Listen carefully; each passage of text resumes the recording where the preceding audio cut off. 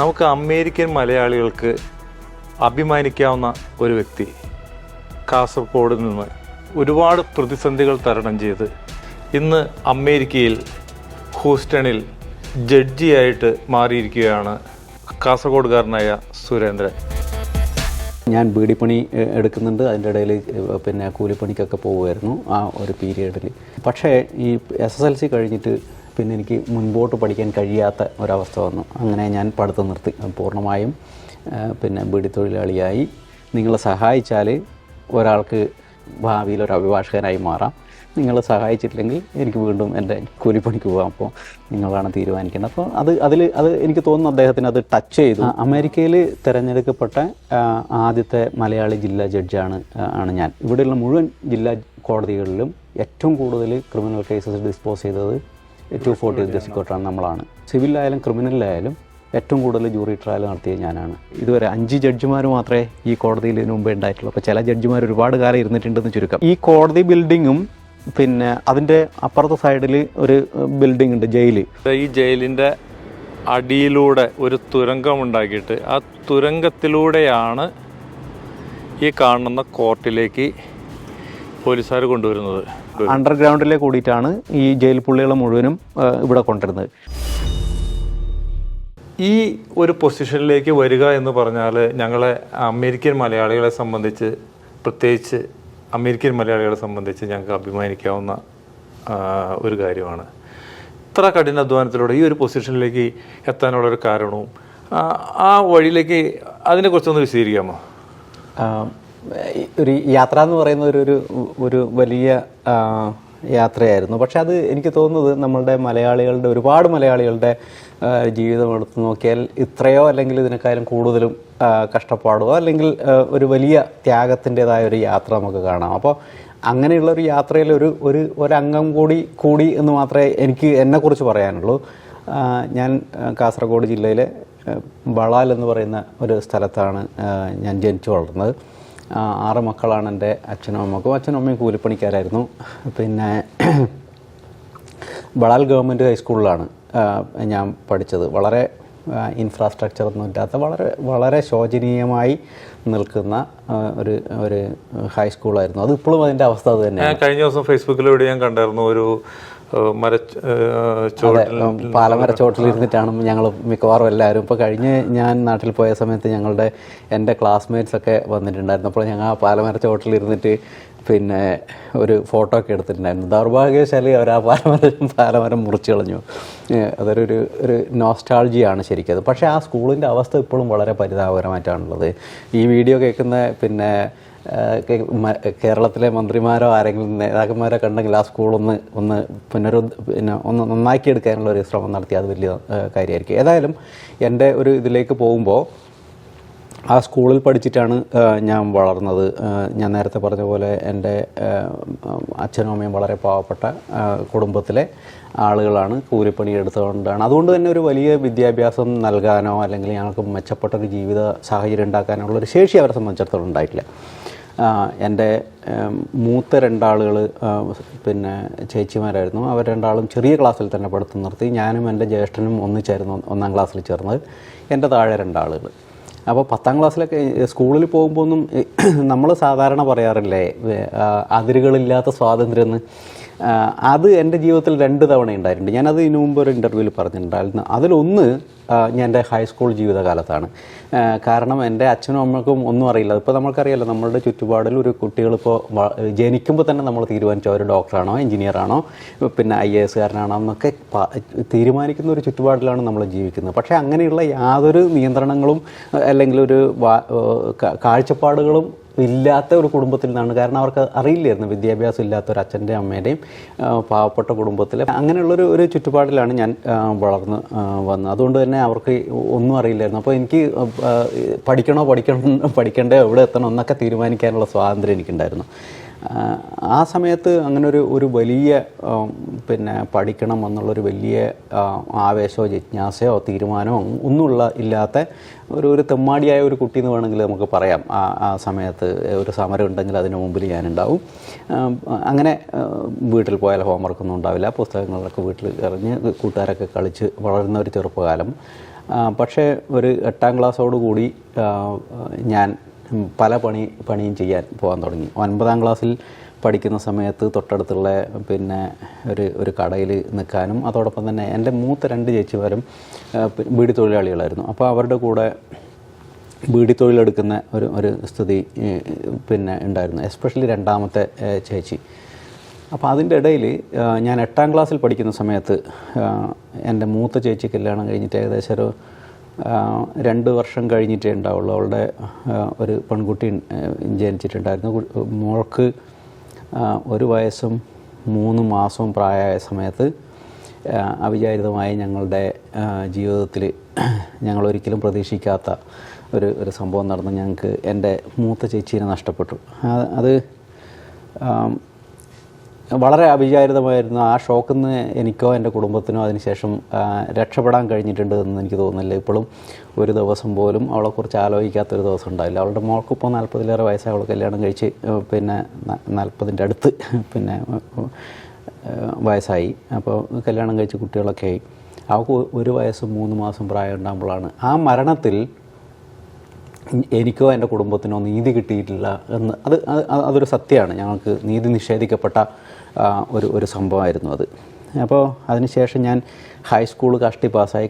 High school ഞാൻ കഷ്ടി പാസ്സാവുമ്പോൾ അതിൻ്റെ credit മുഴുവനും ഞാൻ കൊടുക്കുന്നത് ആ വർഷത്തെ അവിടുത്തെ ടീച്ചേഴ്സിനാണ്. വളരെ ഡെഡിക്കേറ്റഡ് ആയിട്ടുള്ളൊരു ടീം ഓഫ് ടീച്ചേഴ്സ് ഞങ്ങളുടെ ഓരോ ലെവലിലും പിന്നെ ഉള്ള കുട്ടികളുടെ ആ ലെവലിനനുസരിച്ചിട്ട് അവരെ എങ്ങനെയെങ്കിലും പാസ്സാക്കണം എന്നുള്ള ഉണ്ട്. ഞാൻ പോയാലും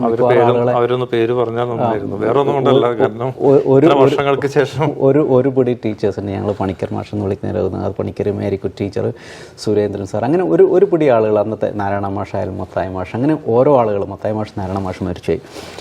അങ്ങനെ ഒരു പിടി ആളുകൾ ഈ ടീച്ചേഴ്സിനൊക്കെ ഞങ്ങൾ പോയേക്കാം. പിന്നെ ഞങ്ങളുടെ മിക്കവാറും എല്ലാവരും പോയി പിന്നെ കാണാൻ ശ്രമിക്കാറുണ്ട്. റോസമ്മ ടീച്ചർ ഈയിടെ പിന്നെ ഞങ്ങൾ പോയി കണ്ടു, ശങ്കരൻ മാഷ്, അങ്ങനെ മിക്കവാറും എല്ലാ ടീച്ചേഴ്സിനും ഞങ്ങൾക്ക് വ്യക്തിപരമായി അറിയാം. പിന്നെ ആ ടീച്ചേഴ്സിൻ്റെ ഒരു വലിയ ശ്രമത്തിൻ്റെ ഭാഗമായിട്ടാണ് ഞാൻ SSLC പാസ്സായത്. കഷ്ടി പാസ്സായെന്ന് വേണമെങ്കിൽ പറയാം.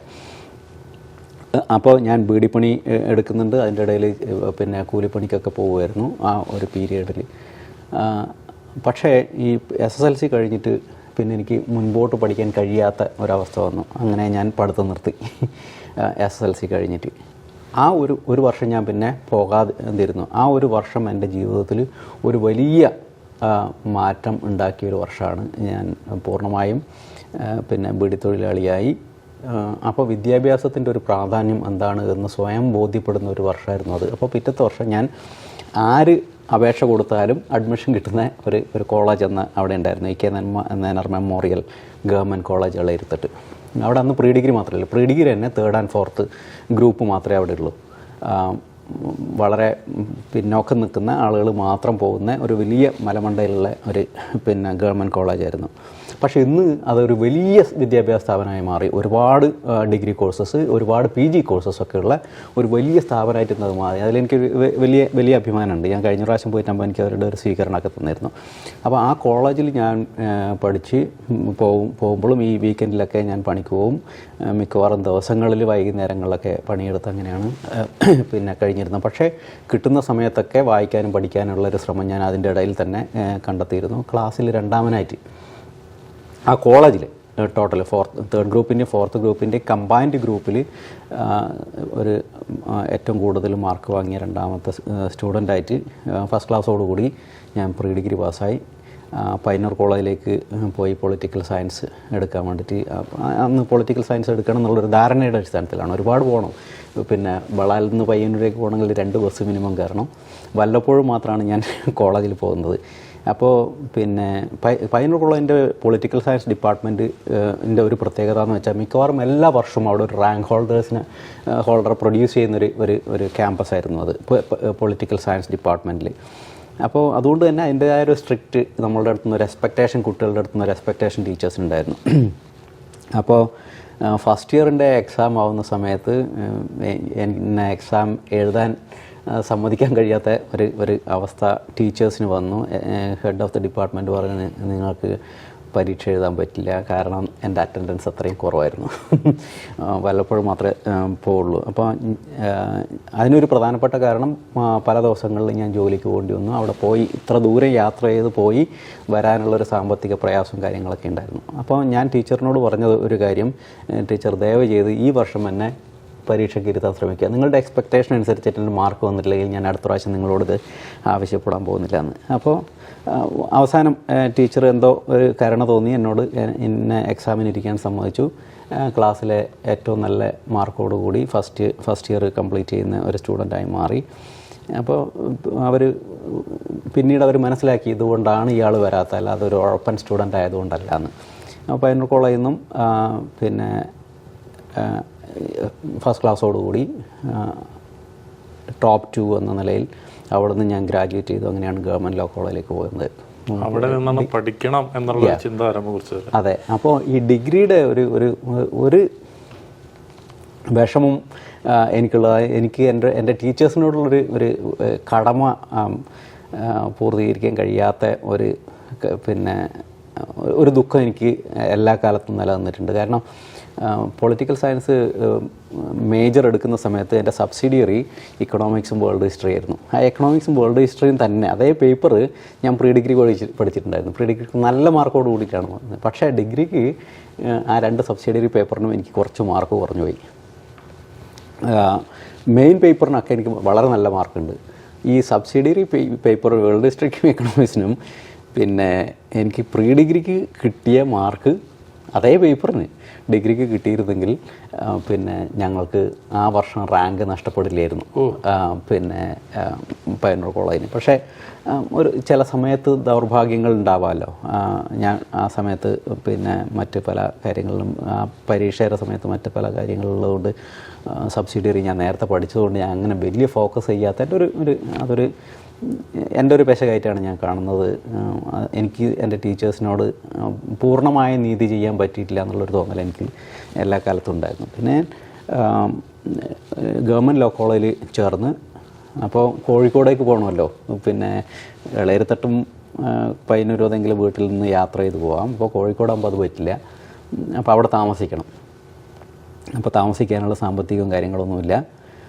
അന്ന് എനിക്ക് എല്ലാ കാലത്തും ഞാൻ കൃതജ്ഞതയോടുകൂടി ആലോചിക്കുന്ന ഒരു കാര്യമുണ്ട്. ഇത്രയൊക്കെ പ്രയാസങ്ങൾ എൻ്റെ ജീവിതത്തിലുണ്ടായിരുന്നെങ്കിലും എനിക്കൊരു നല്ല സുഹൃത്ത് വലയുണ്ടായിരുന്നു. എനിക്ക് ഏത് പ്രതിസന്ധി ഘട്ടത്തിലും എനിക്കൊരു താങ്ങായും തണലായും കൈ പിടിച്ചുയർത്താനൊക്കെയുള്ള ഒരു സഹായഹസ്തങ്ങൾ എവിടെ നിന്നൊക്കെയായിട്ട് വരും. എൻ്റെ സുഹൃത്തുക്കളായാലും എന്നെ അറിയുന്നവരായാലും ചിലപ്പോൾ അറിയാത്തവരായിപ്പോയാലും എൻ്റെ ടീച്ചേഴ്സ്, അങ്ങനെ ഒരു പിടി ആളുകൾ. അപ്പോൾ ഈ ലോ കോളേജിൽ ഞാൻ ചേർന്ന ആ വർഷം ബളാലിലെ എൻ്റെ കുറേ സുഹൃത്തുക്കളും ഹോസ്ദുർഗ് ബാറിലെ ചില അഭിഭാഷകരും ഒക്കെ എന്നെ അകമൊഴിഞ്ഞ് സഹായിച്ചതിൻ്റെ ഭാഗമായിട്ടാണ്, ഫൈനാൻഷ്യലി സഹായിച്ചതിൻ്റെ ഭാഗമായിട്ടാണ് എനിക്ക് ഫസ്റ്റ് ഇയർ കംപ്ലീറ്റ് ചെയ്യാൻ പറ്റിയത്.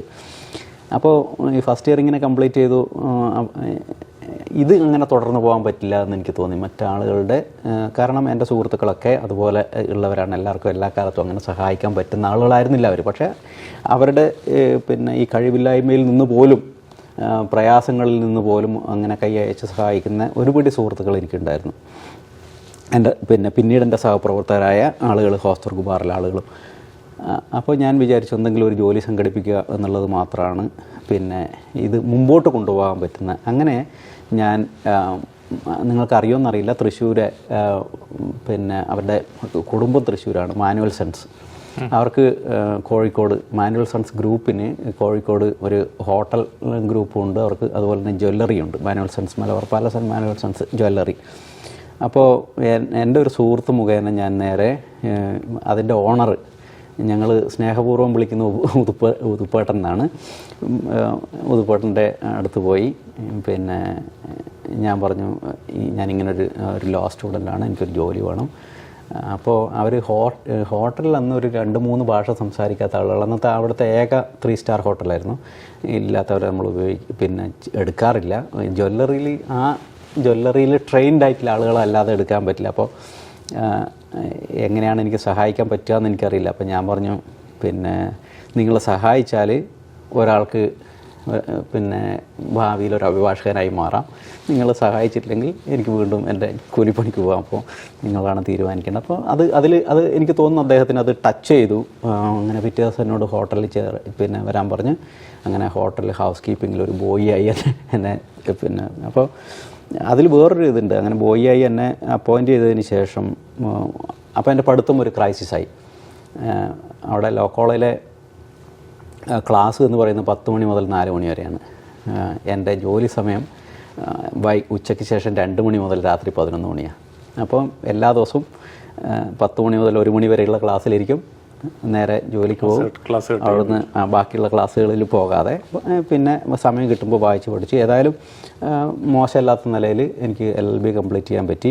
പരീക്ഷയോട് അടുത്തുള്ള സമയത്ത് ഞാൻ കാലിക്കറ്റ് ഇത് പിന്നെ മലബാർ പാലസ് നിന്ന് വിട്ട് എക്സാം എഴുതി പാസ്സായി. പിന്നെ എക്സാം എഴുതി കഴിഞ്ഞ് എൻ്റെ എൻറോൾമെൻറ്റ് വരെയുള്ള പീരീഡിൽ പിന്നീട് ഞാൻ അവിടെ കാലിക്കറ്റ് ടവർ എന്ന് പറയുന്നൊരു ഹോട്ടലുണ്ട്. അവിടെ ഹൗസ് കീപ്പിംഗ് സൂപ്പർവൈസറും റിസപ്ഷനിസ്റ്റൊക്കെ ആയിട്ട് ഒരു 3-4 മാസം വർക്ക് ചെയ്ത് പിന്നെ എൻറോൾ ചെയ്തു. നേരെ ഞാൻ കാഞ്ഞങ്ങാട് പ്രാക്ടീസ് ചെയ്തു. അപ്പോൾ അവിടുത്തെ ഒരു പിന്നെ അപ്പുക്കുട്ടൻ വക്കീൽ എന്ന് പറഞ്ഞ P. അപ്പുക്കുട്ടൻ, അദ്ദേഹത്തിൻ്റെ ഓഫീസിലാണ് പിന്നെ ഞാൻ പോയത്. അപ്പോൾ അദ്ദേഹത്തിന് എന്നെ എടുക്കേണ്ട ഒരു കാര്യമൊന്നും ഉണ്ടായിട്ടില്ല. കാരണം അങ്ങനെ എന്നെ നേരത്തെ പരിചയമൊന്നുമില്ല. എൻ്റെ ബളാലിലെ 1-2 സുഹൃത്തുക്കൾ പരിചയപ്പെടുത്തിയിട്ടാണ് അദ്ദേഹത്തിനടുത്ത്. അതുമാത്രമല്ല അവിടെ ആവശ്യത്തിലേറെ ജൂനിയേഴ്സ് ആ സമയത്ത് അദ്ദേഹത്തിൻ്റെ ഓഫീസിൽ ഉണ്ടാവുന്ന സമയത്താണ്. പിന്നെ പക്ഷേ അദ്ദേഹം ഒരു പ്രയാസവും കൂടാതെ എന്നോട് പിന്നെ ഓഫീസിലേക്ക് പോകാൻ പറഞ്ഞു. ആ ഓഫീസിലെ പിന്നെ ഒരു 10 വർഷം ഞാൻ അവിടെ പ്രാക്ടീസ് ചെയ്തിട്ടുണ്ട്. ആ 10 വർഷം എൻ്റെ ജീവിതത്തിലെ എൻ്റെ കരിയറിലെ ഒരു നല്ല പിന്നെ ഘട്ടമായിട്ടാണ് ഞാൻ കാണുന്നത്.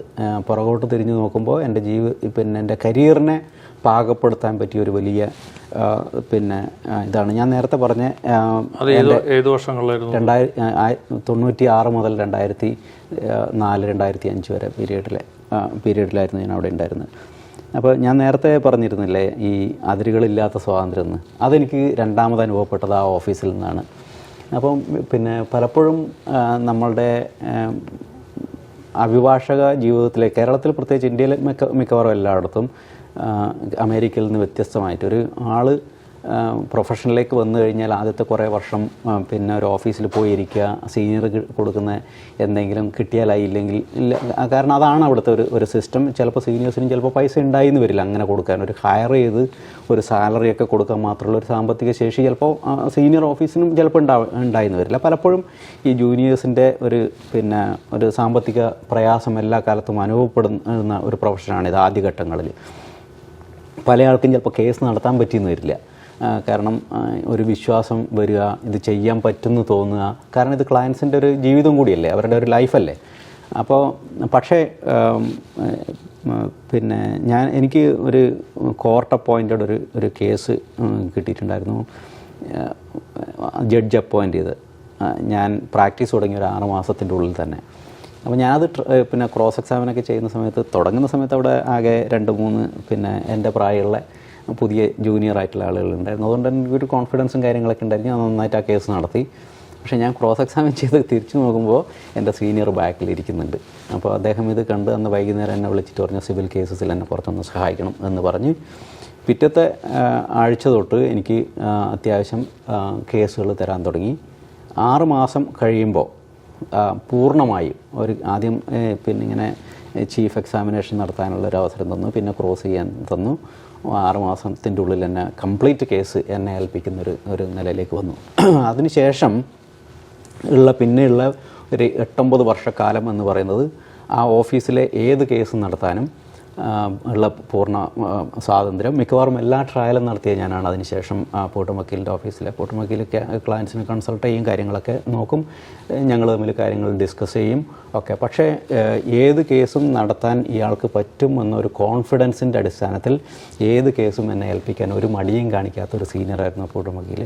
അത് എന്നെ ഭയങ്കരമായിട്ട് സ്വാധീനിച്ചു. അവിടെയുള്ള ഏറ്റവും പ്രഗത്ഭരായ സീനിയർ അഡ്വക്കേറ്റുമാരുടെ കൂടെ പ്രാക്ടീസ് ചെയ്യാൻ, അവരുടെ ഓപ്പോസിറ്റ് സൈഡിൽ അതുപോലുള്ള ഏറ്റവും പ്രഗത്ഭരായ അഡ്വക്കേറ്റ്സിൻ്റെ കൂടെ, സീനിയർ ലോയേഴ്സിൻ്റെ കൂടെ നിൽക്കാനും അവരൊക്കെ എന്നെ എൻ്റെ പിന്നെ ഒരു ചെറുപ്പക്കാരനായ ഒരു അഭിഭാഷകൻ എന്നൊരു കൺസിഡറേഷനോടുകൂടി എന്നെ ഒന്ന് ഉയർത്തിക്കൊണ്ടുവരാൻ ആ അഭിഭാഷക സമൂഹം മുഴുവൻ ശ്രമിച്ചിട്ടുണ്ടായിരുന്നു. അന്നത്തെ ജഡ്ജസൊക്കെ എന്നോട് വളരെ നല്ലതായിരുന്നു. അപ്പോൾ ആ ഒരു പീരിയഡ് ഒരു ട്രയൽ ലോയർ എന്ന നിലയിൽ എന്നെ പാകപ്പെടുത്താൻ ഒരുപിടി സഹായിച്ചു. പിന്നീട് എൻ്റെ സുപ്രീം കോർട്ടിലെ പ്രാക്ടീസും ഇവിടെ ഞാൻ പ്രാക്ടീസ് തുടങ്ങുമ്പോഴും ഇവിടെ ബാർ എക്സാം പാസ്സാവാനും ഇപ്പോൾ ജഡ്ജായി പിന്നെ വളരെ സക്സസ്ഫുള്ളായി ജഡ്ജായി ജോലി ചെയ്യാനും ഒക്കെ എൻ്റെ ഹോസ്ദുർഗ് ബാറിലെ അഭിഭാഷക ജീവിതം എന്നെ വലിയ തരത്തിൽ സഹായിച്ചിട്ടുണ്ടെന്നാണ് എനിക്ക് തോന്നുന്നത് വ്യക്തിപരമായി. സുപ്രീം കോർട്ടിൽ പ്രാക്ടീസ് ചെയ്തുകൊണ്ടിരിക്കുക എന്നൊക്കെ പറഞ്ഞാൽ നാട്ടിൽ ഒരു വലിയൊരു പൊസിഷനിൽ നിൽക്കുന്ന അതേ ലെവലിൽ നിൽക്കുന്ന ഒരു സമയത്ത് അമേരിക്കയിലേക്ക് വന്നിട്ട്, അമേരിക്കയിൽ പിന്നെ ഒന്നേന്നും പറഞ്ഞ് തുടങ്ങണം. അപ്പോൾ അത്ര വലിയ ആ ഒരു പൊസിഷനിൽ നിന്ന് അമേരിക്കയിൽ വന്ന് ആ ഒരു റിസ്ക് എടുക്കാനുള്ള ഒരു കാരണം എന്താണ്? അങ്ങനെ റിസ്ക് എടുക്കണമെന്ന് തീരുമാനിച്ചിട്ടൊന്നുമല്ല. 2004 ഞാൻ കല്യാണം കഴിച്ചു. അപ്പോൾ എൻ്റെ വൈഫ് പിന്നെ നേഴ്സായിരുന്നു. കല്യാണം കഴിഞ്ഞ് ഒരു 2-3 മാസം കഴിയുമ്പോൾ വൈഫിന് ഡൽഹി എസ്കോട്ട്സ് ഹോസ്പിറ്റലിൽ നേഴ്സായിട്ട് ജോലി കിട്ടി. അപ്പോൾ പിന്നെ ഞാൻ വളരെ നന്നായി പ്രാക്ടീസ് ചെയ്യുന്ന സമയത്ത് കാസർഗോഡ് അങ്ങനെ, പക്ഷേ വൈഫിൻ്റെ ഒരു പൊട്ടൻഷ്യൽ അതൊരു നല്ല ഒരു ഓപ്പർച്യൂണിറ്റിയാണ് എസ്കോട്ട്സ് ഹോസ്പിറ്റൽ എന്നുള്ള ബോധ്യപ്പെടൽ എനിക്കുള്ളതുകൊണ്ട് അത് മാറ്റണമെന്ന് ഞാൻ പിന്നെ പറഞ്ഞിട്ടില്ല. അവളുടെ ആഗ്രഹത്തിനനുസരിച്ചിട്ട് അവിടെ ജോയിൻ ചെയ്യാൻ സമ്മതിച്ച് വൈഫ് ഡൽഹിയിലും ഞാൻ നാട്ടിലുമായിട്ട് അങ്ങനെ നിന്നു. അതിൻ്റെ ഇടയിൽ ഞാൻ ഒരു 2-3 മാസം കൂടുമ്പോൾ ഞാൻ ഡൽഹിയിലേക്ക് പോകും. അങ്ങനെ പോകുന്നതിൻ്റെ ഇടയിൽ വൈഫ് പ്രഗ്നൻ്റായി. പക്ഷേ ഞങ്ങളുടെ രണ്ടാളുടെയും പ്രതീക്ഷയ്ക്ക് വിരുദ്ധമായി അവളുടെ പ്രഗ്നൻസി ഭയങ്കര കോംപ്ലിക്കേഷനായി. അപ്പോൾ എൻ്റെ കാഞ്ഞങ്ങാടെ മുഴുവൻ പ്രാക്ടീസും വിട്ടെറിഞ്ഞ് എനിക്ക് ഡൽഹിയിലേക്ക് മൂവ് ചെയ്യാൻ പറ്റാത്തൊരവസ്ഥ വന്നു. കാരണം അവൾക്ക് വേറെ ആരും അവിടെ ഹെൽപ്പ് ചെയ്യാനില്ല. അങ്ങനെ പിന്നെ ഞാൻ ഡൽഹിയിലേക്ക് മൂവ് ചെയ്തു. ആദ്യത്തെ 1-2 മാസം വളരെ പിന്നെ പ്രയാസപ്പെട്ടായിരുന്നു. പക്ഷേ അവിചാരിതമായി എൻ്റെ ഒരു സുഹൃത്ത് മുഖേന ഡോക്ടർ രാജീവ് ധവാനുമായിട്ട് പരിചയപ്പെടാനും അദ്ദേഹത്തിൻ്റെ കൂടെ അദ്ദേഹത്തിൻ്റെ ഓഫീസിൽ ഒരു 2-3 മാസം അദ്ദേഹത്തിൻ്റെ ജൂനിയറായിട്ടല്ല, അദ്ദേഹത്തിൻ്റെ ഓഫീസ് എനിക്ക് ഉപയോഗിക്കായിരുന്നു. അദ്ദേഹത്തിൻ്റെ പിന്നെ ആവശ്യം വേണ്ടി വന്നാൽ ഒരു ആർഗ്യൂയിങ് കൗൺസിൽ എന്നുള്ള നിലയിൽ അദ്ദേഹം അതിനൊക്കെ റെഡിയായിരുന്നു. പ്രത്യേകിച്ചിട്ട് എന്നോട് ചാർജ് ചെയ്യാതെ തന്നെ എന്നെ ഹെൽപ്പ് ചെയ്യാനൊക്കെ റെഡി ആയിട്ടുണ്ടായിരുന്നു. അപ്പോൾ ആ ഓഫീസിലെ ഒരു 3 മാസം എന്ന് പറയുന്നത് എനിക്ക് നല്ലൊരു എക്സ്പീരിയൻസ് ആയിരുന്നു. ഗ്രാജുവലി എനിക്ക് നല്ല ഫയൽ പിന്നെ കേരള ഹൈക്കോർട്ടിൽ നിന്നായാലും അലഹബാദ് ഹൈക്കോർട്ടിൽ നിന്നായിരുന്നു പഞ്ചാബ് ആൻഡ് ഹരിയാന ഹൈക്കോർട്ടിൽ നിന്നൊക്കെ ആയാലും കുറച്ച് കേസസൊക്കെ വരാൻ തുടങ്ങി. അങ്ങനെ ഒരു 32ഓളം കേസ് ഞാൻ 2005 മുതൽ 2007 ഞാൻ ഇങ്ങോട്ട് വരുന്നവരെ എനിക്ക് അവിടെ ആർഗ്യൂ ചെയ്യാൻ പറ്റി. അതിൽ ഒരു പ്രധാനപ്പെട്ട കേസ് ഞാൻ ഏറ്റവും അവസാനമായിട്ട് അവിടെ ആർഗ്യൂ ചെയ്തൊരു കേസ് എന്ന് പറയുന്നത് 2007 ഒക്ടോബർ മാസം 12-ാം തീയതി ആണ് പിന്നെ ഒരു ഫ്രീഡം ഫൈറ്ററിൻ്റെ പെൻഷൻ ഡിനേ ചെയ്തതുമായി ബന്ധപ്പെട്ടൊരു കേസായിരുന്നു. മറുഭാഗത്ത് അറ്റോർണി ജനറൽ പിന്നെ ഇവിടെ ഞാനൊരു 3 ബെഞ്ചിൻ്റെ മുമ്പിലായിരുന്നു ആ കേസ് ആർഗ്യൂ ചെയ്തത്. ഞാൻ നമ്മൾ ഫ്രീഡം ഫൈറ്റർക്ക് പെൻഷൻ കൊടുക്കേണ്ടതാണ്, ആ പീരീഡിൽ ഡിനേ ചെയ്ത പീരീഡിൽ കൊടുക്കണമെന്നൊരു റൂളിങ് വാങ്ങിക്കൊടുക്കാൻ എനിക്ക് പറ്റി. 12-ാം തീയതി ആർഗ്യൂ ചെയ്ത് 13-ാം തീയതി ഞാൻ ഇങ്ങോട്ട് അമേരിക്കയിലേക്ക് വന്നു. അപ്പോൾ ഇതിൻ്റെ ഇടയിൽ വൈഫിന് അവളുടെ നഴ്സിംഗ് പ്രൊഫഷൻ വെച്ച് ഗ്രീൻ കാർഡ് നേരിട്ട് കിട്ടുന്ന തരത്തിലുള്ള വിസ, ഫാമിലി വിസ തന്നെ കിട്ടി. അപ്പോൾ വൈഫ് ഓഗസ്റ്റിൽ തന്നെ ഇങ്ങോട്ട് വന്നിരുന്നു. ഞാനും എൻ്റെ മോൾക്കന്ന് പിന്നെ 1.5 വയസ്സ്, മൂത്ത മോൾക്ക്. രണ്ടാമത്തെ മോള് പറഞ്ഞിട്ടുണ്ടായിരുന്നു. അപ്പോൾ ഞാനും മോളും ഒക്ടോബറിൽ ഇങ്ങോട്ട് വന്നു. അപ്പോൾ എൻ്റെ ഹൈക്കോർട്ടിലെ അന്ന് എൻ്റെ ഒരു ധാരണ ഉണ്ടായിരുന്നത് വൈഫ് ഇവിടെ സെറ്റിലാവുക, ഗ്രീൻ കാർഡൊക്കെ വാങ്ങിയതിന് ശേഷം ഞാൻ വന്നും പോയിരിക്കുക, എൻ്റെ സുപ്രീം കോർട്ടിലെ പ്രാക്ടീസ് കണ്ടിന്യൂ ചെയ്യുക എന്നുള്ളതായിരുന്നു. വന്നതിൻ്റെ വ്യത്യാസം തന്നെ മനസ്സിലായി അതൊന്നും നടപ്പിലാക്കാൻ വേണ്ടി പോകുന്നില്ല എന്ന്. അപ്പോൾ എൻ്റെ മുഴുവൻ പ്രാക്ടീസും സുപ്രീം കോർട്ട് പ്രാക്ടീസും മുഴുവൻ അവിടെ ഇട്ടെറിഞ്ഞ് ഒരു പുതിയ ജീവിതം ഇവിടെ തുടങ്ങാൻ, 0 നിന്ന് വീണ്ടും തുടങ്ങേണ്ട ഒരവസ്ഥ വന്നു. പക്ഷേ കാര്യങ്ങളൊന്നും അത്ര ഭംഗിയായിട്ട് നമുക്ക് പോകുന്നു തോന്നുന്നില്ല. ഒരു പുതിയ രാജ്യം, പുതിയ സമൂഹം, ഹ്യൂസ്റ്റണിലായിരുന്നു. ക്ലിയർ ലേക്കിലാണ് ഞങ്ങൾ ആദ്യം വന്നത്. അവിടുത്തെ ക്ലിയർ ലേക്ക് റീജിയണൽ മെഡിക്കൽ സെൻറ്ററിലാണ് വൈഫിന് ജോലി കിട്ടിയത്. അപ്പോൾ പിന്നെ വൈഫ് രണ്ടാമത്തെ പ്രഗ്നൻസിയിലുണ്ടായിരുന്നു. ഞങ്ങൾ പുതിയൊരു ജീവിതം തുടങ്ങുകയാണ്. അപ്പോൾ അതിൻ്റേതായ എല്ലാ പ്രാരാബ്ദങ്ങളും പ്രയാസങ്ങളും ഉണ്ടായിരുന്നു. ഞാനിങ്ങനെ ഒരു നല്ല പ്രാക്ടീസും കാര്യങ്ങളൊക്കെ ഉണ്ടായിരുന്നു. ഇവിടെ വന്നിട്ട് യാതൊന്നും ഇല്ലാത്ത ഒരു ഫ്രസ്ട്രേഷൻ്റെ ഒരു സിറ്റുവേഷൻ ഉണ്ടല്ലോ, അതൊക്കെ ഉണ്ട്. പിന്നെ ഞങ്ങളുടെ ഒരു സാമ്പത്തികം പിന്നെ ഒരു ഫാമിലി പുതുതായി ബിൽഡപ്പ് ചെയ്ത് കൊണ്ടുവരിക എന്നുള്ളതല്ലേ. അപ്പോൾ അതിൻ്റെ ഒരു സാമ്പത്തിക പ്രയാസം കാര്യങ്ങളുണ്ടായിരുന്നു. അപ്പോൾ മറ്റൊന്നും നോക്കാതെ ഇവിടുത്തെ നിങ്ങൾക്ക് പരിചയം ഉണ്ടാവുമല്ലോ, ക്രോഗർ എന്ന് പറയുന്ന ഗ്രോസറി സ്റ്റോർ, അവിടുത്തെ പ്രൊഡ്യൂസ് ഡിപ്പാർട്ട്മെൻറ്റിൽ ഒരു സെയിൽസ്മാനായിട്ട് ഞാൻ കുറച്ച് മാസങ്ങൾ ജോലി ചെയ്യേണ്ടി വന്നു. അപ്പോൾ അതിൻ്റെ ഇടയിൽ ഞാൻ കുറച്ച് റിസർച്ച് ചെയ്ത് നോക്കുമ്പോഴാണ് എനിക്ക് ഒരു ഹോപ്പ് പിന്നെ കണ്ടത്. ഈ ടെക്സസിൽ ഇവിടുത്തെ ഓരോ സ്റ്റേറ്റിലും പിന്നെ അഭിഭാഷകനാവാനുള്ള യോഗ്യതയും പിന്നെ ലൈസൻസിങ് എക്സാം എഴുതാനൊക്കെ ഉള്ളത് ഓരോ സ്റ്റേറ്റിലും ഡിഫറെൻ്റ് ആണ്. പക്ഷേ ടെക്സസിൽ ഭാഗ്യവശാൽ ഒരു പ്രൊവിഷൻ ഉണ്ടായിരുന്നു. നിങ്ങൾ കോമൺ ലോ പ്രാക്ടീസിങ് കൺട്രി രാജ്യത്തു നിന്നാണ് വരുന്നത്, ബ്രിട്ടീഷ് കോമൺ ലോ പ്രാക്ടീസ് ചെയ്യുന്ന രാജ്യത്തു നിന്നാണ് വരുന്നതെങ്കിൽ അവിടെ നിങ്ങൾക്ക് നിങ്ങളുടെ രാജ്യത്ത് 7 വർഷത്തെ ഗുഡ് സ്റ്റാൻഡിങ് ഉണ്ടെങ്കിൽ നിങ്ങൾക്കിവിടെ സ്കൂളിൽ പോകാതെ, പക്ഷേ ഇവിടുത്തെ സ്കൂളിൽ പോയി പാസ്സായ ആളുകളുടെ കൂടെ ഇവിടുത്തെ എക്സാം എഴുതി പാസ്സാവാം നിങ്ങൾക്ക് പറ്റുമെങ്കിൽ. പക്ഷേ ഇവിടെ വന്ന് 2 വർഷത്തിൻ്റെ ഉള്ളിൽ അത് എഴുതി പാസ്സാവുകയും വേണം. അതല്ലെങ്കിൽ നിങ്ങൾ you have to go back to the school and to pass the law degree and then to appear the exam. How many year, എത്ര വർഷം വേണം? അങ്ങനെ പോയാൽ 4 വർഷത്തെയാണ് ലോ സ്കൂൾ ഇവിടെ. ഓക്കെ. അപ്പോൾ ഈ ഒരു എക്സംഷൻ്റെ ഒരു small window of opportunity for the common law practising attorneys. അപ്പം ഞാൻ അതിൽ പെട്ടു. ഞാനിത് മനസ്സിലാക്കുമ്പോൾ ഏകദേശം 1 വർഷം ആവാനായിട്ടുണ്ടായിരുന്നു. അപ്പോൾ ഞാൻ immediately I jumped into the application process. എൻ്റെ അപ്ലിക്കേഷൻ അലോ ചെയ്ത് കഴിയുമ്പോൾ വർഷത്തിലാകെ 2 എക്സാമാണ് ആകെയുള്ളത്. എൻ്റെ അപ്ലിക്കേഷനൊക്കെ അലോ ചെയ്ത് കഴിയുമ്പോൾ അതിൽ ഒരുപാട് ഇൻവെസ്റ്റിഗേറ്റീവ് പ്രോസസ്സ് ഉണ്ട്. അവർ നമ്മളുടെ യൂണിവേഴ്സിറ്റിയിൽ, നാട്ടിലെ യൂണിവേഴ്സിറ്റിയിൽ, ബാർ കൗൺസിലിൽ ഇവിടെയൊക്കെ അന്വേഷിക്കും. പിന്നെ അവിടുത്തെ പ്രൊഫഷണൽസിനെ വിളിച്ച് ചോദിക്കാം. നമ്മൾ ഒരുപാട് റെഫറൻസൊക്കെ കൊടുക്കണം. അപ്പോൾ ആ ഇൻവെസ്റ്റിഗേഷനൊക്കെ കഴിഞ്ഞ് എൻ്റെ അപ്ലിക്കേഷൻ അലോ ചെയ്ത് കഴിയുമ്പോൾ പിന്നെ ഒറ്റ എക്സാം മാത്രമേ ബാക്കി ഉള്ളൂ ഈ വിൻഡോ പീരിയഡിൽ. അപ്പോൾ എനിക്കിതിൻ്റെ റിവ്യൂ കോഴ്സസിന് പോലും പോകാൻ പറ്റാത്ത കാരണം ഞാൻ ബേബി സിറ്റിംഗ് നടത്തണം. മോളെ ചെറിയ കുട്ടികളല്ലേ, വൈഫ് നൈറ്റ് ഡ്യൂട്ടി ആയിരുന്നു.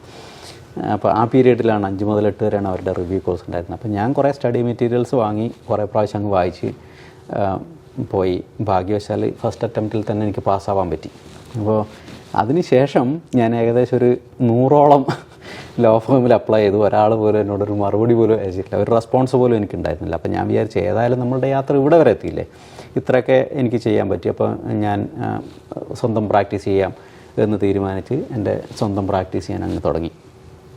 അപ്പോൾ എനിക്കൊരു ധാരണയുണ്ടായി, ഒരു ചിന്ത എൻ്റെ മനസ്സിൽ വന്നത് കുറച്ചൊരു US എഡ്യൂക്കേഷൻ ഉണ്ടെങ്കിൽ അത് നമ്മൾ ഹെൽപ്പ് ചെയ്യുമായിരിക്കും പ്രൊഫഷണൽ. അങ്ങനെ ഞാൻ യൂണിവേഴ്സിറ്റി ഓഫ് ഹ്യൂസ്റ്റൺ ലോ സെൻറ്ററിൽ LLM-ന് ചേർന്ന് ഇൻ്റർനാഷണൽ ലോയിൽ മാസ്റ്റേഴ്സ് എടുത്തു.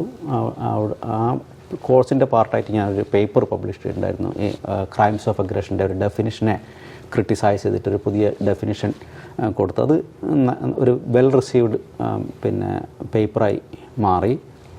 പിന്നെ എൻ്റെ പ്രാക്ടീസ് അങ്ങ് കണ്ടിന്യൂ ചെയ്തുകൊണ്ടിരിക്കുന്ന സമയത്ത് നമുക്കുണ്ടാകുന്ന ചില എക്സ്പീരിയൻസും കാര്യങ്ങളൊക്കെ കേസ് ആർഗ്യൂ ചെയ്യുന്ന സമയത്തും ഒക്കെ നമ്മളുടെ ഈ ആക്സെൻറ്റിൻ്റെ ഒരു പ്രശ്നം കാര്യങ്ങളൊക്കെ വന്നു. നമ്മളുടെ നോളജിനേക്കാളും നമ്മളുടെ എബിലിറ്റീനേക്കാളും പിന്നെ മറ്റ് പല ഹേർഡിൽസും നമ്മളുടെ ഒരു ബാക്ക്ഗ്രൗണ്ടിലുള്ള ഒരാൾക്ക് ഈ പ്രൊഫഷണൽ, കാരണം ഇതൊരു അങ്ങനെ കൺസിഡർ ചെയ്യുന്നൊരു പ്രൊഫഷനല്ലേ. അപ്പോൾ എല്ലാ ഡിസഡ്വാൻറ്റേജസും ഉള്ള ഒരാൾ എന്ന നിലയിൽ നമ്മൾ കുറച്ച് ഫേസ് ചെയ്യേണ്ടി വരും. അപ്പോൾ എനിക്ക് തോന്നി എനിക്ക് ഈ ഒരു ഓപ്പർച്യൂണിറ്റി കിട്ടിയ, ഒരു ജഡ്ജായി ഒരു ഓപ്പർച്യൂണിറ്റി എനിക്ക് കിട്ടിയാൽ I can perform much better എന്ന് എനിക്ക് തോന്നി.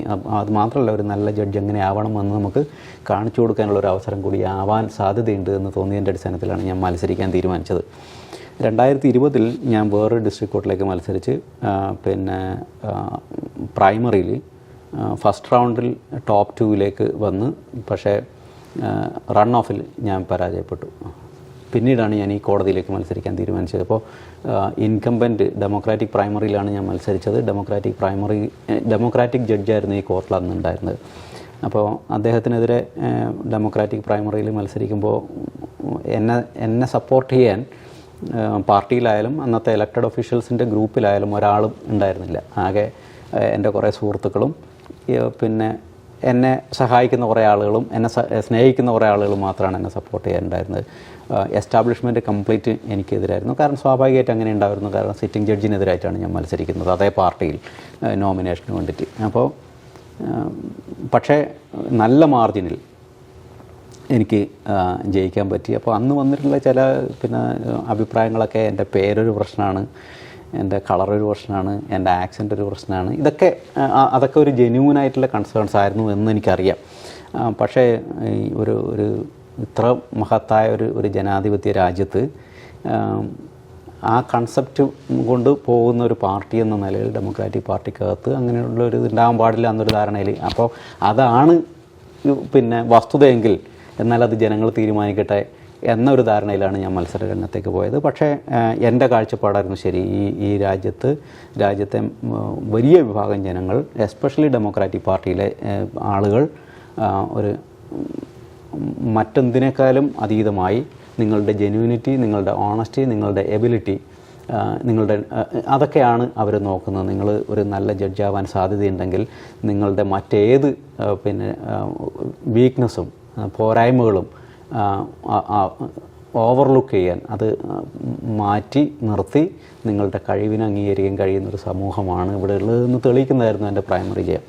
പിന്നെ ഞാൻ ജനറൽ ഇലക്ഷനിലേക്ക് പോയ സമയത്ത് ഇതിനേക്കാളും ഭയങ്കരം. കാരണം പിന്നെ ഞാൻ ഡെമോക്രാറ്റിക് പാർട്ടി നോമിനിയായി, പാർട്ടി പൂർണ്ണമായും എൻ്റെ ബിഹാരിലായി. ആദ്യം പാർട്ടിയിൽ നിന്ന് തിരഞ്ഞെടുക്കണം. ആദ്യം പാർട്ടിയിൽ, അതാണ് ഇവിടുത്തെ ഒരു പ്രോസസ്സ്. ആദ്യം പാർട്ടി നോമിനേഷൻ കിട്ടണമെങ്കിൽ പാർട്ടിയിൽ ആദ്യം മത്സരിക്കണം. ജനങ്ങളാണ് വോട്ട് ചെയ്യുന്നത്, പാർട്ടിയല്ല വോട്ട് ചെയ്യുന്നത്. ജനങ്ങളാണ്, ആക്ച്വൽ വോട്ടേഴ്സാണ്. അതിന് സെപ്പറേറ്റ് ഇലക്ഷൻ പ്രോസസ്സ് തന്നെ ഉണ്ട്. 2 ഘട്ടങ്ങളിലായിട്ടാണ്. ആദ്യഘട്ടം ഓരോ പാർട്ടിയുടെയും നോമിനിയായിട്ട്. നിങ്ങൾക്ക് 2 പാർട്ടിയുടെയും പ്രൈമറിയിൽ പോകാൻ പറ്റില്ല എന്നുള്ളൊരു വ്യത്യാസം മാത്രമേ ഉള്ളൂ. അപ്പോൾ പ്രൈമറി ജയിച്ചു കഴിയുമ്പോൾ പിന്നെ ജനറൽ ഇലക്ഷനിലേക്ക് എത്തിക്കഴിഞ്ഞാൽ പിന്നെ ആരാണോ നോമിനി അവരെ പാർട്ടി പൂർണ്ണമായും പിന്തുണക്കും. അങ്ങനെ 5 ലക്ഷത്തോളം വോട്ടർമാരുള്ള ഈ സ്ഥലത്ത് വിജയം കൈവരിച്ചു. അതിനെക്കുറിച്ച് ഒന്ന് വിശദീകരിച്ചു. അപ്പോൾ പിന്നെ ജനറൽ ഇലക്ഷനിൽ പോകുമ്പോൾ അതൊരു വലിയ, പ്രൈമറിയിൽ ഒരു ബ്ലാക്ക് അമേരിക്കൻ ആയിരുന്നു ഇവിടുത്തെ ജഡ്ജ്, അദ്ദേഹത്തിനെ പരാജയപ്പെടുത്തിയിട്ടാണ്. ജനറൽ ഇലക്ഷനിലേക്ക് പോകുമ്പോൾ റിപ്പബ്ലിക്കൻ സ്ഥാനാർത്ഥി ഒരു വൈറ്റ് ആയിരുന്നു. അപ്പോൾ ഒരുപാട് റേഷ്യൽ ആയിട്ടുള്ള കുറേ കമൻസും ഒരു നെഗറ്റീവ് ക്യാമ്പയിനൊക്കെ പോകുന്നുണ്ടായിരുന്നു. അതിലൊന്ന് എൻ്റെ ആക്സെൻറ്റിനെ കുറിച്ചിട്ടൊക്കെ ഉള്ളതായിരുന്നു. അപ്പോൾ നമ്മളുടെ ആ ആക്സിഡൻറ്റിനെ കുറിച്ചിട്ട് വളരെ മോശമായിട്ട് അയാളിങ്ങനെ ക്യാമ്പയിൻ ചെയ്യുന്ന സമയത്ത് എൻ്റെ പോൾ വർക്കേഴ്സൊക്കെ എന്നോട് ചോദിച്ചു, നമ്മളെന്താ അങ്ങനെയാണ് ഇത് റെസ്പോണ്ട് ചെയ്യുക. ഞാൻ പറഞ്ഞു, നിങ്ങളതിന് റെസ്പോണ്ടൊന്നും ചെയ്യേണ്ട കാര്യമില്ല, നമ്മളുടേതായ ഒരു പിന്നെ പോസിറ്റീവ് ക്യാമ്പയിൻ ഉണ്ട്, അതും കൊണ്ട് മുമ്പോട്ട് പോകാം, വരുന്ന ആളുകളോട് എനിക്ക് വോട്ട് ചെയ്യാൻ ചോദിക്കുക, അത്ര മാത്രമേ നിങ്ങൾ ചെയ്യേണ്ടതുള്ളൂ എന്ന് പറഞ്ഞ് ഞാൻ അവരെ സമാധാനിപ്പിച്ചു. പക്ഷേ ഞാൻ ഇവിടെയുള്ള മുഴുവൻ ന്യൂസ് മീഡിയനെയും ഞാൻ വിളിച്ച് എനിക്കൊരു 2 മിനിറ്റ് ഇൻ്റർവ്യൂ തരണം എന്ന് പറഞ്ഞു. അവരെല്ലാവരും പിന്നെ എനിക്ക് ഇൻ്റർവ്യൂ തന്നു. അപ്പോൾ ഞാൻ അതിൽ ചോദിച്ച ഒരു കാര്യം എന്താണെന്ന് വെച്ചാൽ, ഈ ഫോർട്ട് ബെൻഡ് കൗണ്ടി എന്ന് പറയുന്നത് ഏറ്റവും മോസ്റ്റ് ഡൈവേഴ്സ് ആയിട്ടുള്ള കൗണ്ടിയാണ്. എല്ലാ വിഭാഗത്തിൽപ്പെട്ട മതവിഭാഗക്കാർ, ഒരുപാട് ലാംഗ്വേജ് സംസാരിക്കുന്ന ആളുകൾ, 100 കണക്കിന് രാജ്യങ്ങളിൽ നിന്ന് വന്ന ആളുകൾ, ഇതൊക്കെ കൂടുന്ന ഒരു വലിയ ഡൈവേഴ്സ് ആയിട്ടുള്ള, അമേരിക്കയിലെ തന്നെ ഏറ്റവും ഡൈവേഴ്സ് ആയിട്ടുള്ള കൗണ്ടിയാണ് ഫോർട്ട് ബെൻഡ് കൗണ്ടി. അപ്പോൾ നിങ്ങൾക്ക് നിങ്ങളുടെ ഒപ്പോണറിൻ്റെ ആക്സെൻറ്റ് ടോളറേറ്റ് ചെയ്യാൻ പറ്റുന്നില്ലെങ്കിൽ നിങ്ങളെങ്ങനെ ഒരു നല്ല ജഡ്ജായി മാറുക ഈ ഒരു വലിയ ഡൈവേഴ്സ് ആയിട്ടുള്ള കമ്മ്യൂണിറ്റിക്കകത്ത്? അതായിരുന്നു എൻ്റെ ഒരു ക്വസ്റ്റ്യൻ. അപ്പോൾ ഞാൻ പിന്നെ പ്രത്യേകിച്ചിട്ട് മൈനോറിറ്റി കമ്മ്യൂണിറ്റിയോട് പറഞ്ഞത്, അയാൾ എന്നെ കുറിച്ചിട്ടല്ല പറയുന്നത്, അയാൾ നമ്മളെല്ലാവരെയും കുറിച്ചിട്ടാണ് പറയുന്നത്. അപ്പോൾ നിങ്ങൾ വോട്ട് ചെയ്തിട്ടാണ് നിങ്ങളുടെ സ്ട്രെങ്ത് അതിൽ കാണിക്കേണ്ടത്. അതും ആളുകൾ ആക്സെപ്റ്റ് ചെയ്ത് പിന്നെ എന്നെ ജയിപ്പിച്ചു. അപ്പം ഞാൻ ജയിപ്പിക്കുന്ന സമയത്ത് ഞാൻ എൻ്റെ ക്യാമ്പയിനിൽ പറഞ്ഞിട്ടുള്ള ഒരു പ്രോമിസ് എന്താണെന്ന് വെച്ചാൽ, അടുത്ത ഒരു 4 വർഷത്തെയാണിത് ടേം. അടുത്ത എൻ്റെ റീഇലക്ഷൻ വരുന്നത് 2026-ലാണ്. എൻ്റെ ഈ 4 വർഷത്തെ ഫസ്റ്റ് ടേമിൽ തന്നെ ഈ കോടതിയിലുള്ള മുഴുവൻ ബാക്ക്ലോഗ് ഞാൻ തീർക്കുമെന്ന് ഞാനൊരു പ്രോമിസ് കൊടുത്തിട്ടുണ്ടായിരുന്നു. 2023 ഇപ്പോൾ 2023 ജനുവരി മാസത്തിൽ 1-ാം തീയതിയാണ് ഞാൻ പിന്നെ I took the office. 2023 December മാസം 31-ാം തീയതിയിൽ ആ ഒരു വർഷക്കാലത്തെ ഇവിടുത്തെ ഡിസ്പോസൽ റെക്കോർഡ് നോക്കിയാൽ ഇവിടെയുള്ള മുഴുവൻ ജില്ലാ കോടതികളിലും ഏറ്റവും കൂടുതൽ ക്രിമിനൽ കേസസ് ഡിസ്പോസ് ചെയ്തത് 240 ഡിസ്ട്രിക്ട് കോർട്ടാണ്, നമ്മളാണ്. ഏറ്റവും കൂടുതൽ ജൂറി ട്രയൽ നടത്തിയത്, സിവിലായാലും ക്രിമിനലായാലും ഏറ്റവും കൂടുതൽ ജൂറി ട്രയൽ നടത്തിയത് ഞാനാണ്. ഞാൻ നടത്തിയ ജൂറി ട്രയലിൻ്റെ എണ്ണം എന്ന് പറയുന്നത്, ആദ്യമായി ഇവിടെ ഒരു പിന്നെ ജില്ലാ കോടതി കൗണ്ടിക്കകത്ത് വരുന്ന 1976-ലാണ്. 1976 മുതൽ 2023 വരെയുള്ള ചരിത്രം എടുത്ത് നോക്കിയാൽ ഇത്രയും ജൂറി ട്രയൽ ഒരു ജഡ്ജി ഇതുവരെ നടത്തിയില്ല. അങ്ങനെ ഒരു റെക്കോർഡ് സെറ്റിംഗ് ജൂറി ട്രയൽ നടത്താൻ പറ്റി. ഇപ്പോൾ ഈ വർഷം 2024, ഇപ്പോൾ നമ്മൾ 3 മാസം കഴിഞ്ഞ് 4-ാമത്തെ മാസത്തിൽ നിൽക്കുകയാണ്. ഈ 4 മാസം കൊണ്ട് പല ജഡ്ജിമാരും 2-3 വർഷം നടത്തുന്ന ട്രയൽ ഞാനിപ്പോൾ ഈ ഒരു 4 മാസം കൊണ്ട് നടത്തി കഴിഞ്ഞു. 2023 ഞാൻ നടത്തിയ ട്രയലിനേക്കാളും കൂടുതൽ എനിക്ക് 2024 നടത്താൻ പറ്റുന്നതാണ് ഇപ്പോഴത്തെ ട്രയൽ ട്രെൻഡ് ഇപ്പോൾ കാണിക്കുന്നത്. അപ്പോൾ പിന്നെ ടെക്സസിൽ ആകെ 540-ലധികം ജില്ലാ കോടതികളുണ്ട്. എൻ്റെ 2023 ട്രയൽ നമ്പേഴ്സ് എന്ന് പറയുന്നത് ടെക്സസിൽ തന്നെ ഒരു ഹയസ്റ്റ് നമ്പറായിട്ടാണ് മാറിയിട്ടുള്ളത്. അപ്പോൾ അങ്ങനെ അത് എൻ്റെ മാത്രം ഒരു കഴിവല്ല, എൻ്റെ ഒരു വളരെ സ്മോളായിട്ടുള്ള സ്റ്റാഫാണ് എനിക്കുള്ളത്. ആ സ്റ്റാഫിൻ്റെ കോപ്പറേഷൻ, അതിനപ്പുറം നമ്മളുടെ ബാറിൻ്റെ അറ്റോർണിമാർ, ഞാൻ എല്ലാ വർഷവും ഞാൻ എൻ്റെ ഒരു പോളിസി എന്ന് പറയുന്നത് അവരുടെ ഒരു മീറ്റിംഗ് വിളിക്കുക, എന്നിട്ട് എൻ്റെ എക്സ്പെക്റ്റേഷൻസ് പറയുക, ഇന്ന് അതിനനുസരിച്ച് അവരുടെ ഒരു കോപ്പറേഷൻ പിന്നെ ചോദിക്കുക, അവരുടെ ഫീഡ്ബാക്ക് ചോദിക്കുക, എവിടെയാണ് നമ്മൾ കറക്റ്റ് ചെയ്യേണ്ടത്. Every judge has a room to improve. അത് ആ ഒരു കൺസെപ്റ്റാണ്. അത് നമ്മൾ കിട്ടേണ്ട ഫീഡ്ബാക്ക് പ്രത്യേകിച്ചും ബാറിൻ്റെ അടുത്ത് നിന്നാണ്. അപ്പോൾ അങ്ങനെ ഒരു നല്ല ബെഞ്ച് ബാർ റിലേഷൻഷിപ്പ് ബിൽഡപ്പ് ചെയ്യാനുള്ള ഒരു കോൺഷ്യസ് ആയിട്ടുള്ളൊരു എഫേർട്ട് ഞാൻ എടുക്കുന്നുണ്ട്. അതിൻ്റെ ഒരു റിസൾട്ട് നമുക്ക് കിട്ടാനുണ്ട്. പിന്നെ അറ്റോർണിമാരൊക്കെ വളരെ കോപ്പറേറ്റീവാണ്.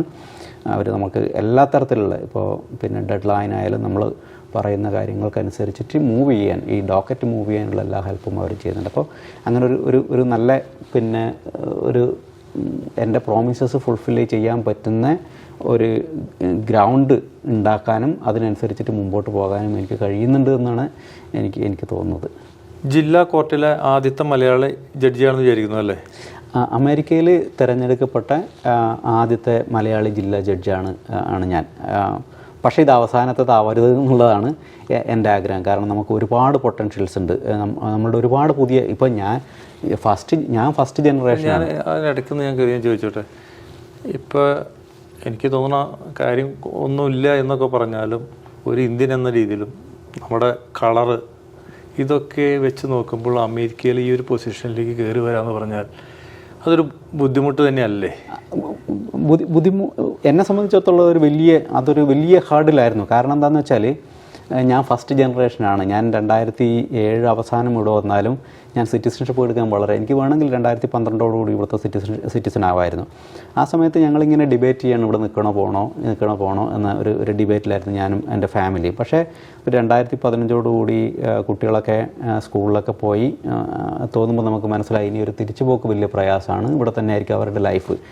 അങ്ങനെ 2016 ഞാൻ സിറ്റിസൺഷിപ്പ് അപ്ലൈ ചെയ്യുന്നത്. 2017 ഞങ്ങളുടെ സിറ്റിസൺഷിപ്പ് കിട്ടുന്നത്. 2017 മുതൽ 2022 എന്ന് പറയുന്നത് ഒരു 5 വർഷത്തെ കാലയളവാണ്. അപ്പോൾ ഈ ഒരു പ്രയാസങ്ങളൊക്കെ ഉണ്ട്. നമ്മളുടെ ഈ ഒരു വന്നിട്ട് കുറച്ച് നാൾ കഴിയുമ്പോൾ ഒരു ഫോറിനറായി നമ്മളെ കാണുന്ന ഒരു സിറ്റുവേഷനിൽ നിന്ന് മാറിയിട്ടില്ല. ഇവിടെ വന്നതിന് ശേഷം ജനിച്ചു വളർന്ന ഒരു സെക്കൻഡ് തേർഡ് ജനറേഷൻ എന്ന് പറഞ്ഞാൽ സിറ്റുവേഷൻ കുറേയും കൂടി ഡിഫറെൻ്റാണ്. അപ്പോൾ അങ്ങനെയുള്ള എല്ലാ പ്രയാസങ്ങളും ഉണ്ട്.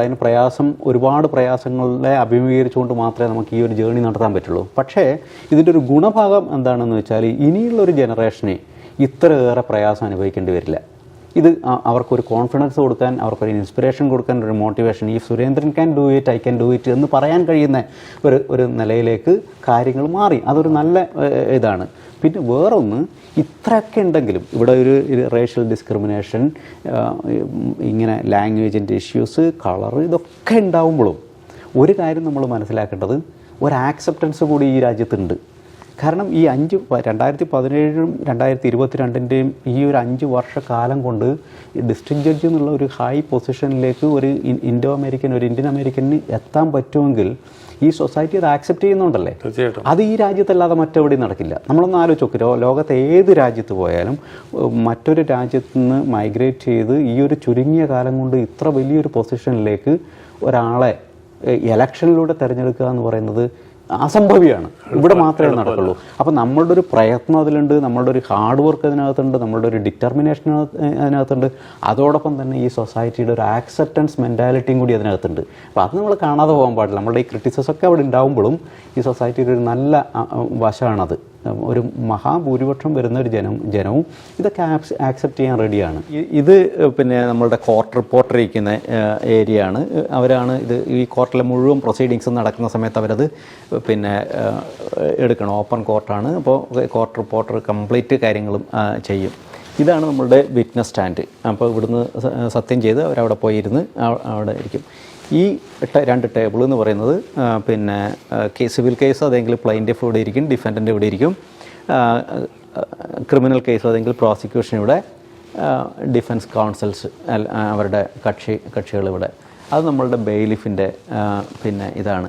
ഇത് എക്സിബിറ്റ്സ്, ഇപ്പോൾ എന്തെങ്കിലും ഡോക്യുമെൻ്റ് ഉണ്ടെങ്കിൽ അത് ഇവിടെ വെച്ച് ഈ കമ്പ്യൂട്ടറിന് നമ്മളുടെ സ്ക്രീൻ ഉണ്ടല്ലോ, ആ സ്ക്രീനിലും എൻ്റെ സ്ക്രീനിലും കോർട്ട് റിപ്പോർട്ടർ സ്ക്രീനിലും വിറ്റ്നസ് സ്ക്രീനിലും ഇവിടെ കിടക്കുന്ന 2 സ്ക്രീനിൽ ഇതിലൊക്കെ ഡിസ്പ്ലേ ചെയ്യാം. അപ്പോൾ അത് വളരെ പിന്നെ സ്മൂത്തായിട്ട് കാര്യങ്ങളൊക്കെ അങ്ങ് പോകും. ഇത് ജൂറി ബോക്സാണ്. നമ്മളുടെ ജൂറി ട്രയൽ തുടങ്ങുമ്പോൾ സെലക്ട് ചെയ്യപ്പെട്ട 12 ജൂറീസ്, ഡിസ്ട്രിക്ട് കോർട്ടിൽ 12 ആളുകളാണ് ജൂറിയിൽ, കൗണ്ടി കോർട്ടിലോ അല്ലെങ്കിൽ 6 ആളുകൾ. അപ്പോൾ ഈ 12 ആളുകൾ ഇരിക്കുന്ന ഇവിടെയാണ്. അവിടെ നിന്നാണ് ഈ ഇവർ പറയുന്ന കാര്യങ്ങളൊക്കെ കേട്ട് ബാക്കിലൊരു ജൂറി റൂമുണ്ട്. ആ റൂമിൽ പോയിട്ട് തന്നെ അവർ ഡെലിബറേറ്റ് ചെയ്യുക. ഇത് പബ്ലിക് ഇരിക്കുന്ന സ്ഥലമാണ്. പബ്ലിക്കും അതുപോലെ തന്നെ അറ്റോർണിമാരും ഇരിക്കുന്ന ഒരു ഏരിയ ആണിത്. ഇതിൻ്റെ അപ്പുറത്ത് കോർട്ട് ഹാൾ, അവിടെ ഹാൾവേക്ക് മുമ്പായിട്ട് ഇതിൻ്റെ ഇടയിൽ 2 റൂമുണ്ട്. അത് അറ്റോർണീസിൻ്റെ ഒരു പിന്നെ കോൺഫറൻസ് റൂമാണ്. അത്യാവശ്യം അവർക്ക് കാര്യങ്ങൾ ഡിസ്കസ് ചെയ്യണമെങ്കിലൊക്കെ പ്രൊസീഡിങ്സ് നടക്കുന്നതിൻ്റെ ഇടയിൽ പെട്ടെന്ന് ഒരു സെറ്റിൽമെൻറ്റ് ഡിസ്കഷൻ നടത്തണം, അല്ലെങ്കിൽ അവർക്ക് എന്തെങ്കിലും പ്രിപ്പയർ ചെയ്യണമെങ്കിൽ അതിനുള്ള ഒരു സൗകര്യമാണ് അവിടെ. ഇവിടെ എൻ്റെ കോർട്ട് ക്ലർക്കും കോർട്ട് കോർഡിനേറ്ററും പിന്നെ പ്രൊബേഷൻ ഡിപ്പാർട്ട്മെൻറ്റിലെ ഒരു സ്റ്റാഫും അങ്ങനെ ആണ്. പിന്നെ മിക്കവാറും എല്ലാ സമയത്തും എനിക്ക് ഇൻറ്റേൺ ആരെങ്കിലും ആയിട്ടുണ്ടാകും. ഇപ്പോൾ നമുക്കൊരു ഇൻറ്റേൺ ഉണ്ട്, ഒരു മലയാളിയാണ്. അയാൾ ലോ കോളേജിലേക്ക് പോകാൻ റെഡിയായി നിൽക്കുന്ന ഒരു മലയാളീനെ ഇൻറ്റേണായി കിട്ടിയിട്ടുണ്ട്. ഇവിടെ കാണുന്ന ജഡ്ജസിൻ്റെ ഫോട്ടോ എന്ന് പറയുന്നത് ഇതിനു മുമ്പ് ഈ കോടതിയിൽ ജഡ്ജിമാരായിട്ട് ഉണ്ടായ ആളുകളാണ്. പിന്നെ ഈ 5 ആളുകൾ ഈ കോടതിയിൽ, ഇതാണ് ഫോർട്ട് ബെൻഡ് കൗണ്ടിയിൽ ആദ്യമായി ഉണ്ടായ കോടതി. 240-ാം കോടതിയാണ് ആദ്യത്തെ ഫോർട്ട് ബെൻഡ് കൗണ്ടിയിലെ കോടതി. അപ്പോൾ അന്ന് മുതൽ ഇതുവരെ 5 ജഡ്ജിമാർ മാത്രമേ ഈ കോടതിയിൽ ഇതിനു മുമ്പേ ഉണ്ടായിട്ടുള്ളൂ. അപ്പോൾ ചില ജഡ്ജിമാർ ഒരുപാട് കാലം ഇരുന്നിട്ടുണ്ടെന്ന് ചുരുക്കം.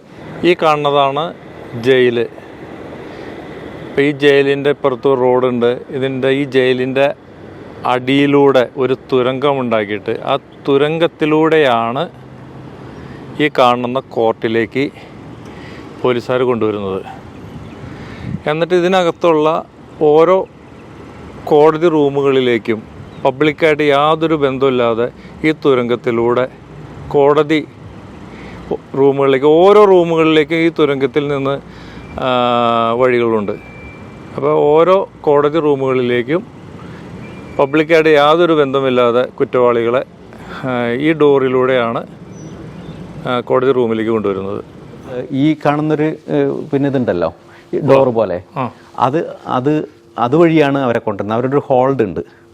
അപ്പോൾ അതുവഴിയാണ് അവരെ കൊണ്ടുവരുന്നത്. അപ്പോൾ ഇത് എല്ലാ കോർട്ടിലും, അതായത് റോഡിന്റെ തൊട്ടപ്പുറത്താണ് ഈ ജയില് അല്ലേ? ഈ കോടതി ബിൽഡിങ്ങും പിന്നെ അതിൻ്റെ അപ്പുറത്തെ സൈഡിൽ ഒരു ബിൽഡിംഗ് ഉണ്ട്, ജയില്. അതിൻ്റെ ഇടയിൽ ഒരു റോഡ്, നന്നായി പോകുന്ന ഒരു റോഡുണ്ട്. ആ റോഡിൻ്റെ 2 സൈഡിലാണ് കോടതിയും ജയിലും. പക്ഷേ ആ പിന്നെ ജയിലിൽ നിന്ന് അണ്ടർഗ്രൗണ്ട് വഴി ഈ കോടതിയിലേക്കൊരു വഴിയുണ്ട്. കറക്റ്റ് ആ അണ്ടർഗ്രൗണ്ടിലേക്ക് കൂടിയിട്ടാണ് ഈ ജയിൽ പുള്ളികളെ മുഴുവനും ഇവിടെ കൊണ്ടുവരുന്നത്. അപ്പോൾ താഴെ ഒരു ഹോൾഡ് ഉണ്ട്. അവിടുന്ന് ലിഫ്റ്റ് വഴി ഓരോ കോടതി മുറിയിലേക്കും ഇങ്ങനെ കൊണ്ടുവരാവുന്ന ഒരു സ്പേസ് ഉണ്ട്, ലിഫ്റ്റ് ഉണ്ട്. അതുവഴിയാണ് അവരെ ഇങ്ങോട്ട് കൊണ്ടുവരുന്നത്. അപ്പോൾ നമ്മളുടെ ഒരു സെക്യൂരിറ്റീൻ്റെ ഒരു കാര്യങ്ങളൊക്കെ ഉണ്ട്. പിന്നെ ജഡ്ജസിന് ഇപ്പോൾ നിങ്ങൾ, എൻ്റെ ചേംബർ ഇതിൻ്റെ പുറകിലാണ്. അവിടുന്ന് ഒരു ബാക്ക് വേ ഉണ്ട്. അതുവഴി പോയി ഇതിൻ്റെ ബാക്കിൽ അപ്പുറത്തെ സൈഡിൽ ലിഫ്റ്റ് ഉണ്ട് ജഡ്ജസിന്. പബ്ലിക്കായിട്ട് യാതൊരു ബന്ധമില്ലാണ്ട് നമുക്ക് ഇങ്ങോട്ട് കയറാനും തിരിച്ചു പോകാനും പിന്നെ നമ്മൾ ഈ മെയിൻ എൻട്രൻസ് വഴി വരേണ്ട കാര്യമില്ല. കാരണം നമുക്കൊരു ബാക്ക് എൻട്രൻസ് ഉണ്ട്. അവിടെ ഒരു ജഡ്ജസിന് മാത്രമുള്ള ഒരു പാർക്കിംഗ് ലോട്ടുണ്ട്. ചുരുക്കം പറഞ്ഞാൽ കുറ്റവാളികൾക്കും പബ്ലിക്കായിട്ട് യാതൊരു ബന്ധമില്ലാണ്ട് ഡയറക്റ്റ് അണ്ടർഗ്രൗണ്ടിൽ കൂടെ ജയിലിലുള്ള പിന്നെ കുറ്റവാളികൾക്ക് അവരെ കൊണ്ടുവരാൻ പ്രത്യേകിച്ച് സംവിധാനമുണ്ട്. മലയാളികളുടെ ഭാഗത്തു നിന്ന് കാര്യമായ സപ്പോർട്ട് ഉണ്ടായിട്ടുണ്ടോ? പിന്നെ ഞാനിവിടെ മലയാളി അസോസിയേഷൻ്റെ സെക്രട്ടറിയും പ്രസിഡൻ്റൊക്കെ ആയിട്ട് വർക്ക് ചെയ്ത ആളാണ്. പിന്നെ അതല്ലെങ്കിൽ തന്നെ നമ്മളുടെ ഒരു മലയാളി കമ്മ്യൂണിറ്റിക്കകത്തും റിപ്പബ്ലിക്കൻസും ഡെമോക്രാറ്റ്സ് ഒക്കെ ഉണ്ട്. പക്ഷേ ഈ ഒരു രാഷ്ട്രീയം ഒക്കെ മാറ്റിവെച്ച് നമ്മളുടെ കമ്മ്യൂണിറ്റിയിൽ നിന്ന് ഒരാളെ ഉയർത്തിക്കൊണ്ടുവരാനുള്ള എല്ലാ ശ്രമത്തിനും ഇവിടുത്തെ മലയാളി സമൂഹം വളരെ വളരെ നല്ല. അതിന് ഞാൻ സാക്ഷ്യം കൂടിയാണ്. കാരണം ആ ഇലക്ഷൻ്റെ ദിവസം ഞാനിവിടെ ഉണ്ടായിരുന്നു. രാവിലെ തുടങ്ങി വൈകുന്നേരം വരെ ഇവിടെ ഉണ്ടായിരുന്നു. അന്ന് ജഡ്ജ് ഓടി നടക്കാണ്. കാരണം എനിക്കൊന്നും കാണാൻ പോലും കിട്ടാത്ത ഒരു സന്ദർഭത്തിലാണ് അന്ന് ജഡ്ജി ആയിരുന്നത്. അപ്പോൾ നമ്മളുടെ നാട്ടിലെ ക്യാമ്പയിനിൽ നിന്ന് വ്യത്യസ്തമായിട്ട് ഒരു സ്ഥാനാർത്ഥി തന്നെയാണ് ഇത് മിക്കവാറും. എസ്പെഷ്യലി ഇതുപോലുള്ള ഈ ക്യാമ്പയിനൊന്നും പിന്നെ പാർട്ടിയൊന്നും അതിനുള്ളൊരു അങ്ങനെ എല്ലാ സ്ഥാനാർത്ഥികളെയും സഹായിക്കാൻ മാത്രമുള്ളൊരു അങ്ങനെയല്ല അതിൻ്റെ സെറ്റപ്പ്. അതാത് കാൻഡിഡേറ്റിൻ്റെ ക്യാമ്പയിൻ ആയിരിക്കണം വർക്കൊക്കെ നടത്തുന്നത്. അപ്പോൾ നമുക്കൊരു വലിയ റെസ്പോൺസിബിലിറ്റിയാണ്. പിന്നെ എൻ്റെ ക്യാമ്പയിൻ മാനേജർ ഞാൻ തന്നെയായിരുന്നു. ക്യാമ്പയിൻ അങ്ങനെ എല്ലാ കാര്യങ്ങളും ഫീൽഡ് നമ്മൾ തന്നെ നടത്തണം, ഒക്കെ സോഷ്യൽ മീഡിയ നമ്മൾ തന്നെ നടത്തണം. അങ്ങനെ വലിയൊരു സാമ്പത്തിക പിന്തുണ ഇല്ലാതെ എന്നിട്ട് തന്നെ നമ്മൾ വലിയൊരു കടത്തിലേക്ക് പോകുന്ന ക്യാമ്പയിനായിരുന്നു. പക്ഷേ ജയിച്ചു കഴിയുമ്പോൾ സ്വാഭാവികമായിട്ട് അതൊക്കെ ആളുകൾ പിന്നെ കുറേയൊക്കെ, പക്ഷെ നമ്മളുടെ ഇന്ത്യൻ കമ്മ്യൂണിറ്റി, മലയാളി കമ്മ്യൂണിറ്റിയും പൊതു ഇന്ത്യൻ കമ്മ്യൂണിറ്റിയും വളരെ നല്ല നിലയിൽ, എനിക്ക് ഓർമ്മയുണ്ട് ഇലക്ഷൻ്റെ തലേദിവസം ഈ ഡെമോക്രാറ്റിക് പാർട്ടിയിലെ പകുതിയോളം സ്ഥാനാർത്ഥികൾ തോറ്റ ഇലക്ഷനാണ് 2022. നമ്മളുടെ സിറ്റിംഗ് ജഡ്ജസ് പലയാളും തോറ്റു. അങ്ങനെ നമുക്ക് ഏകദേശം പിന്നെ ഇലക്ഷൻ നടന്നുകൊണ്ടിരിക്കുമ്പോൾ നമുക്ക് ആ ട്രെൻഡ് വന്നുകൊണ്ടിരിക്കുകയാണ്. അപ്പോൾ ഞാൻ ഫോൺ വിളിച്ചിട്ട് നമ്മളുടെ 10ഓളം കമ്മ്യൂണിറ്റി ലീഡേഴ്സിനോട് നമ്മൾ തോക്കാൻ പോവുകയാണ്, നാളെ നമ്മളുടെ 1000 ആളുകൾ പോയി വോട്ട് ചെയ്തിട്ടില്ലെങ്കിൽ പിന്നെ നമ്മൾ ചിലപ്പോൾ തോറ്റുപോകും എന്ന് പറയുന്ന സമയത്ത് ഈ 10 ആളുകൾ 10 ആളുകളെ വിളിച്ച് അത് 100 ആകാനും ആ 100 ആളുകൾ പിന്നെ 10 ആളെ വിളിച്ച് 1000 ആക്കാനും കഴിയുന്ന നിലയിലേക്കുള്ളൊരു മൂവ്മെൻറ്റ്, ഒരു ഗ്രാസ് റൂട്ട് മൂവ്മെൻറ്റ് നമ്മളുടെ ക്യാമ്പയിൻ്റെ പുറകെ ഉണ്ടാകാൻ, അത് നമ്മളുടെ കമ്മ്യൂണിറ്റി ലീഡേഴ്സ്, നമ്മളുടെ പിന്നെ മലയാളി മറ്റ് ഇന്ത്യൻ കമ്മ്യൂണിറ്റി ലീഡേഴ്സൊക്കെ വളരെ പിന്നെ ഒരു സെൽഫ്ലെസ് ആയിട്ടുള്ളൊരു എഫേർട്ട് നടത്തിയതുകൊണ്ടാണ് നമുക്ക് ജയിക്കാൻ പറ്റിയത്. പകുതി സിറ്റിംഗ് ഡെമോക്രാറ്റിക് കാൻഡിഡേറ്റ്സ് തോക്കുമ്പോൾ ഈ പോരായ്മകളൊക്കെ ഉള്ള ഒരു സുരേന്ദ്രൻ കെ പട്ടേൽ എന്ന് പറയുന്ന ഒരു കാൻഡിഡേറ്റ് ജയിച്ചു വരണമെങ്കിൽ അതിൻ്റെ പിന്നിൽ എൻ്റെ എഫേർട്ടിനെക്കാളും എന്നെ സ്നേഹിക്കുന്ന ആളുകളുടെ എഫേർട്ടാണ് അതിൻ്റെ പിന്നിലുണ്ടായിരുന്നത്. ഞാൻ അതിനങ്ങനെയാണ് കാണുന്നത്. ഇത് എൻ്റെ ചേംബർ, ഇതാണ് എൻ്റെ ഓഫീസ്. ഇവിടെ ഇരുന്നാണ് പിന്നെ ഞാൻ വർക്ക് ചെയ്യുന്നത്. നമ്മളവിടെ നിന്ന് കയറി വരുമ്പോൾ കണ്ടത് എൻ്റെ കോർഡിനേറ്റർ, അപ്പുറത്തെ സെപ്പറേറ്റ് റൂം നമ്മളുടെ കോർട്ട് റിപ്പോർട്ടർ, ബെയിലീഫിന് സെപ്പറേറ്റ് സ്പേസ് ഉണ്ട്. ഇത്രയ്ക്കാണ് എൻ്റെ ഇതുള്ളത്. പിന്നെ എനിക്കൊരു അസോസിയേറ്റ് ജഡ്ജും പിന്നെ അസോസിയേറ്റ് ജഡ്ജിന് ഒരു കോർഡിനേറ്ററും ഉണ്ട്. പിന്നെ ഈ കാണുന്നതൊക്കെ നമുക്ക് പിന്നെ എൻ്റെ സർട്ടിഫിക്കറ്റും കാര്യങ്ങളൊക്കെ, പിന്നെ കുറേ പ്ലാക്ക് നമ്മളുടെ സ്നേഹിക്കുന്നവർ കൊണ്ട് തന്നത്. അത്രയ്ക്കാണ് നമ്മളുടെ ഒരു ലോകം. ഈ കോടതിയിൽ പ്രധാനമായും വരുന്ന കേസുകൾ ഫെലണി കേസസ് ആണ്. Capital murder, sexual assault, burglary, robbery, അങ്ങനെ വളരെ സീരിയസ് ആയിട്ടുള്ള ക്രിമിനൽ കേസസും വലിയ എമൗണ്ട് വരുന്ന $1 മില്യൺ ഒക്കെ സിവിൽ കേസസുമാണ് ഡിസ്ട്രിക്ട് കോടതിയിൽ വരുന്നത്. മോണിറ്ററി ജൂറിസ്ഡിക്ഷൻ്റെ ഒരു കാര്യം, എൻ്റെ ഈ യാത്രയിൽ ഏറ്റവും വലിയ ഒരു സപ്പോർട്ട് എൻ്റെ സുഹൃത്തുക്കളും എൻ്റെ സഹപാഠികളും എൻ്റെ അയൽവാസികളും ഒക്കെ എന്നെ വളരെ, എൻ്റെ അധ്യാപകരായാലും ഒക്കെ വളരെ വലിയ നിലയിൽ സ്വാധീനിച്ചിട്ടുണ്ട്. എൻ്റെ സഹപ്രവർത്തകരും ഒക്കെ വലിയ നിലയിൽ സഹായിച്ചിട്ടുണ്ട്, സപ്പോർട്ട് ചെയ്തിട്ടുണ്ട്, സ്വാധീനിച്ചിട്ടുണ്ട്.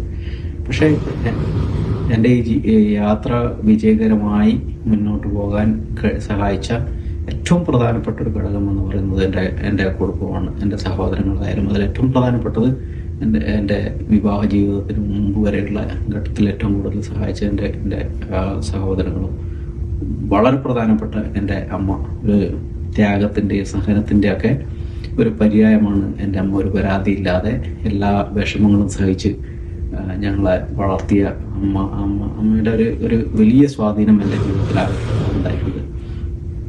ഇപ്പോൾ ഞങ്ങൾ അമേരിക്കയിൽ വന്നതിന് ശേഷം, കല്യാണത്തിന് ശേഷം പ്രത്യേകിച്ചിട്ടും എൻ്റെ ഭാര്യയും ഇപ്പോൾ എൻ്റെ കുട്ടികളും എൻ്റെ വലിയൊരു സപ്പോർട്ട് സിസ്റ്റമായി നിൽക്കുകയാണ്. അവർക്ക് കൊടുക്കേണ്ട സമയങ്ങളൊക്കെ മാറ്റി വെച്ചിട്ടാണ് ക്യാമ്പയിൻ ആയാലും മറ്റു പ്രവർത്തനങ്ങളൊക്കെ ആയാലും അതൊക്കെ സഹിച്ചിട്ട് എന്നെ വലിയ നിലയിൽ സപ്പോർട്ട് ചെയ്യാൻ അവർക്ക്, എൻ്റെ ജീവിതത്തിൽ ഞാൻ അവരോട് ഒരുപാട് കടപ്പെട്ടിട്ടുണ്ട്. കാരണം ഈ ഒരു സമയത്ത് അവർക്ക് വേണ്ടി ചെലവഴിക്കേണ്ട ഒരു പ്രധാനപ്പെട്ട സമയം ഞാൻ എൻ്റെ പൊതുജീവിതത്തിന് വേണ്ടി മാറ്റിവെക്കുകയാണ്. അതൊരു അവരെ സംബന്ധിച്ചിടത്തോളം ഞാൻ ചെയ്യുന്നതിനേക്കാളും കൂടുതൽ ത്യാഗമാണ് അവർ ചെയ്യുന്നത്. അത് ഞാൻ പൂർണ്ണമായും മനസ്സിലാക്കുന്നുണ്ട്. പക്ഷേ എനിക്ക് ഇവിടെ വരെ എത്താൻ പറ്റിയതിൽ അവരുടെയൊക്കെ സഹായത്തോടു കൂടി, അവരുടെ പ്രാർത്ഥന, സഹായം, സഹകരണം, ഈ ത്യാഗമനോഭാവം ഒക്കെ കൊണ്ടാണ് എനിക്ക് ഇവിടെ എത്താൻ പറ്റിയത്. അതുകൊണ്ട് ഈ യാത്ര ഇങ്ങനെ മുമ്പോട്ട് പോകുമ്പോൾ അവരും ഈ കാര്യത്തിലെങ്കിലും സന്തോഷിക്കുന്നുണ്ട് എന്ന് തന്നെയാണ് എൻ്റെ ആഗ്രഹം. അവരെല്ലാ കാലത്തും എൻ്റെ കടപ്പാട്, എൻ്റെ കുടുംബത്തിൽ, എൻ്റെ അമ്മക്കാരും സഹോദരങ്ങൾക്കാരും ഭാര്യയും മക്കളുമൊക്കെ എനിക്ക് അവരോടുള്ള കടപ്പാട് ഒരിക്കലും പറഞ്ഞാൽ തീരാത്തതാണ്. അതുപോലെ തന്നെയാണ് എൻ്റെ അടുത്ത സുഹൃത്തുക്കൾ, എൻ്റെ മുൻ സീനിയറായിരുന്ന കൂട്ടത്തിൽ, ഇവരോടൊക്കെയുള്ള എൻ്റെ ഒരു കടപ്പാട് എന്ന് പറയുന്നത് വാക്കുകൾ കൊണ്ട് പറഞ്ഞ് തീരാൻ പറ്റാത്തതാണ്. ഞാനിവിടെ ഹൂസ്റ്റണിൽ പലപ്പോഴും വരാറുണ്ട്. അപ്പോൾ പലരും ജഡ്ജിയെക്കുറിച്ച് ഇങ്ങനെ ചർച്ചകളിൽ സംസാരം ഞാൻ കേൾക്കാറുണ്ട്. വേറെ ഒന്നുമല്ല, ഒരു സാധാരണക്കാരനോട് സംസാരിക്കുന്നത് പോലെ എന്ത് കാര്യങ്ങളും ഇവിടുത്തെ നിയമങ്ങൾ ചോദിച്ചറിയാനും അതുപോലെ എന്തെങ്കിലും പ്രതിസന്ധി ഘട്ടങ്ങളിലൊക്കെ ജഡ്ജിയെ വിളിച്ച് ഇങ്ങനൊരു സംഭവം നടന്നിട്ടുണ്ടെന്ന് പറഞ്ഞാൽ നിമിഷ നേരം കൊണ്ട് ജഡ്ജിനെ കൊണ്ട് ചെയ്യാവുന്ന കാര്യങ്ങൾ ഒരു ബുദ്ധിമുട്ടില്ലാണ്ട് ചെയ്തു തരും. ധൈര്യമായിട്ട് ഒരു സാധാരണക്കാരനെ പോലെ എന്തും സംസാരിക്കാവുന്ന ഒരാളാണ് എന്നൊക്കെ ഞാൻ പലരിൽ നിന്ന് ഞാൻ പറഞ്ഞു കേട്ടിട്ടുണ്ട്. അപ്പോൾ മലയാളി കമ്മ്യൂണിറ്റിക്ക് വേണ്ടി ജഡ്ജിന് എന്തൊക്കെ ചെയ്യാൻ പറ്റുന്നുണ്ട്? പിന്നെ എന്നോട് സാധാരണക്കാരനായി സംസാരിക്കാൻ പറ്റുകയെന്ന് വെച്ചാൽ ഞാൻ സാധാരണക്കാരനാണ്. പിന്നെ അതിനപ്പുറത്തേക്ക് നമ്മളതിനെ കാണാൻ പാടില്ല എന്നുള്ളതാണ്. പിന്നെ ഒരു കമ്മ്യൂണിറ്റി സർവീസ് എന്നുള്ളത് എൻ്റെ ബ്ലഡിലുള്ളതാണ്. ഞാൻ ഇങ്ങോട്ട് വരുന്നതിന് മുമ്പ് തന്നെ ഞാൻ അങ്ങനെ ഒരു പൊതുരംഗത്ത് പിന്നെ പ്രവർത്തിക്കാൻ താല്പര്യമുള്ള ആളും പ്രവർത്തിച്ച ആളും ഒരു കമ്മ്യൂണിറ്റി സർവീസ് എന്ന നിലയിൽ നമുക്ക് ചെയ്യാൻ പറ്റുന്നതൊക്കെ നമ്മളുടെ സമൂഹത്തിനായാലും നമ്മുടെ സുഹൃത്തുക്കൾക്കായാലും കുടുംബത്തിനായാലും റിലേറ്റീവ്സിനായാലും പൊതുവെ നമ്മളുടെ സമൂഹത്തിന് എന്തെങ്കിലും എന്നെക്കൊണ്ട് ചെയ്യാൻ പറ്റുന്ന കാര്യങ്ങൾ അതെങ്കിലും ഞാൻ പണ്ട് മുതലേ ചെയ്യാറുണ്ട്, ഇപ്പോഴും ചെയ്യാറുണ്ട്. ഞാൻ നേരത്തെ പറഞ്ഞ പോലെ ഞാനിവിടെ മലയാളി അസോസിയേഷൻ്റെ ലീഡർഷിപ്പിലൊക്കെ ഉണ്ടായിരുന്നതാണ്. അപ്പോഴും നമ്മൾ അങ്ങനെ ഒരു നല്ലൊരു ടീമിനെ കൊണ്ടുവരാനും നമ്മളുടെ കമ്മ്യൂണിറ്റിയെ ഒന്ന് കുറച്ചും കൂടി നന്നായി മുമ്പോട്ട് മൂവ് ചെയ്യാനൊക്കെ ശ്രമിക്കാറുണ്ട്. പിന്നെ ഹെൽപ്പ് ചെയ്യുക എന്ന് വെച്ചാൽ ഇതൊക്കെ ഇതിൻ്റെ പാർട്ടാണ്. ഞാനിങ്ങനെ ഈ കമ്മ്യൂണിറ്റിയിൽ ഇൻവോൾവ് ചെയ്യുന്നതുകൊണ്ടല്ല എൻ്റെ ഈ ഒരു എല്ലാ പ്രയാസങ്ങളും എൻ്റെ ഈ എല്ലാ പിന്നെ ഡിസഡ്വാൻറ്റേജസും മറികടന്ന് ഇയാളെ സഹായിക്കണമെന്ന് നമ്മളുടെ കമ്മ്യൂണിറ്റി തീരുമാനിച്ചു. ഞാൻ അവരെ സഹായിച്ചതിനേക്കാളും അവരെന്നെ സഹായിക്കുകയാണ് ചെയ്തിട്ടുള്ളത്. അവരില്ലെങ്കിൽ ഞാൻ ഈ പൊസിഷനിലേക്കൊന്നും എത്താൻ പോകുന്നില്ല. അപ്പോൾ അതാണ് കൂടുതൽ. പിന്നെ ചില ഘട്ടങ്ങളിലൊക്കെ എന്നെ ചിലപ്പോൾ വിളിച്ച് ചില കാര്യങ്ങളൊക്കെ ചെയ്യാൻ എനിക്ക് ചെയ്യാൻ പറ്റുന്ന ഏത് കാര്യവും ഒരു പ്രയാസം കൂടാതെ ചെയ്യാൻ ഞാൻ ശ്രമിക്കാറുണ്ട്. അത് എൻ്റെ സുഹൃത്തുക്കൾക്കും എൻ്റെ കമ്മ്യൂണിറ്റിയിലുള്ള ആളുകൾക്കൊക്കെ അറിയാം. അപ്പോൾ അതുകൊണ്ട് ഞാൻ അങ്ങോട്ട് എത്ര കൊടുക്കുന്നതോ അതിൻ്റെ 10 ഇരട്ടിയായി അവരുടെ സ്നേഹവും സപ്പോർട്ടൊക്കെ എനിക്ക് തരുന്നുണ്ട്. അപ്പോൾ അത് കിട്ടാൻ വേണ്ടിയിട്ടല്ല നമ്മൾ ചെയ്യുന്നത്. അങ്ങനെ ഇതൊക്കെ നമ്മളുടെ ഒരു ജീവിതത്തിൻ്റെ ഭാഗമായി നമ്മളൊരു ഇതിൻ്റെ ഭാഗമായി കാണുന്നതെന്ന് മാത്രമേ ഉള്ളൂ. അതിന് പുതിയ തലമുറയോട് ജഡ്ജിന് എന്താ പറയാനുള്ളത്? പുതിയ തലമുറയോട് എനിക്ക് പറയാനുള്ളത്, നിങ്ങൾ ആരാകണമെന്ന് തീരുമാനിക്കുന്നത് നിങ്ങളാണ്.